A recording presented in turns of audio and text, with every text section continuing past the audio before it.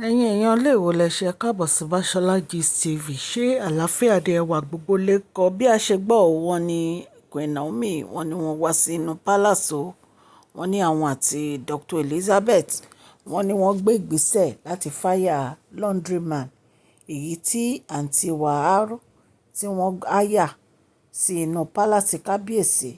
Wọ́n ní gbogbo àṣírí tí ó tú síta òun ni wípé gbogbo aṣọ kábíyèsí wọ́n ní àwọn laundryman yìí àti àǹtí wàhálà wọ́n ní ṣe náà replace gbogbo ẹ̀ o tí wọ́n ń fi nǹkan sí inú aṣọ wọn. Ẹ̀yin èèyàn lé ẹ̀yin náà mọ̀ wípé aṣọ kábíyèsí aṣọ funfun nẹ́nẹ́ òun ni wọ́n máa ń wọ̀. Wọ́n ní ìgbà tí Queen Naomi kúrò nínú palace wọ́n ní bí àǹtí wàhálà bó ṣe lọ employ laundryman yìí nìyẹn tí wọ́n gbé wá sí inú palace.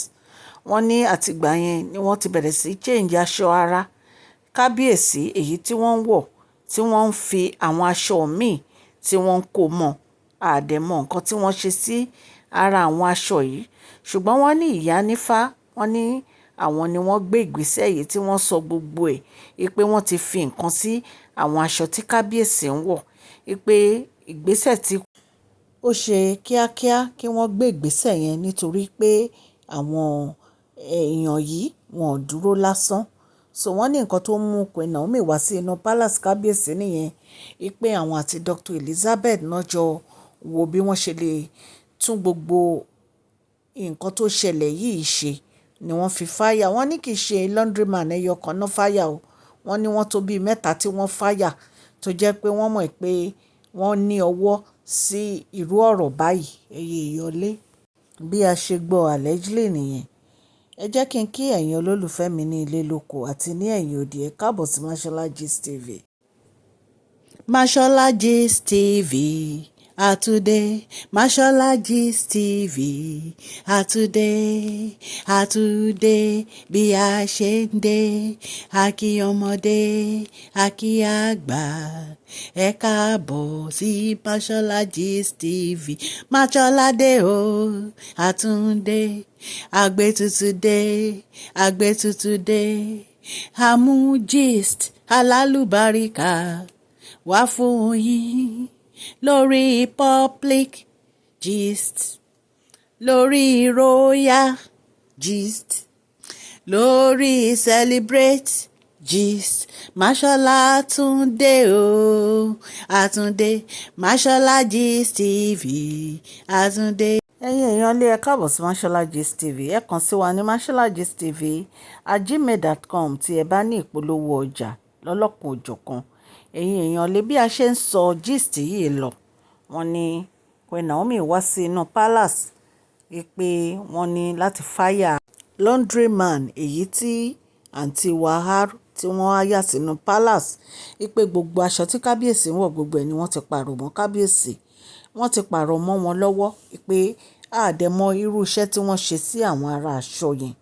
Wọ́n ní torí ẹ̀ ìgbà tí àṣírí yìí tú tí ìyá onífá tí wọ́n tú gbogbo àṣírí yìí pé wọ́n ti fi nǹkan sí àwọn aṣọ kábíyèsí. Ìtorí ẹ̀ ni wọ́n fi gbé ìgbésẹ̀ láti fáyà laundryman yìí.